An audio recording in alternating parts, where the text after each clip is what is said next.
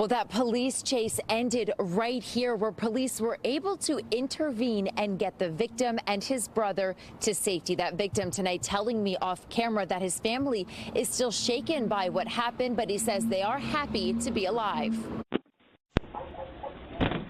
A doorbell camera caught the frightening moments. Two suspects made their way inside a home on Princeton Avenue in Northeast Philly. The victim tells NBC 10 off camera around 12:40 a.m. Saturday he was arriving home with his brother, wife, and 4 kids when he says 2 men masked and armed followed him to the front door and forced their way inside.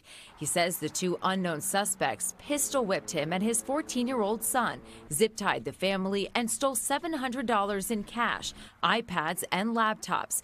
At one point, the victim says the suspect put a gun to his 3-year-old son's head and told him to stop crying.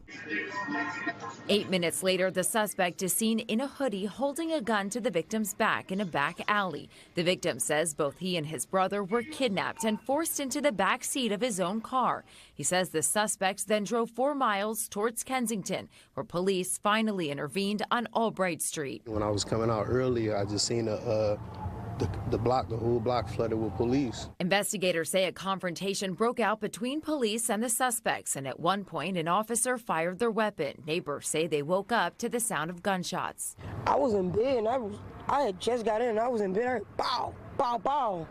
I'm like, whoa. I got up, all I seen was cops, tape. And I was just like, what happened? Police say the suspects ran from the scene and the victims were freed. The entire situation now leaving some neighbors on edge. I'm not really concerned because I live around here. I walk around every day.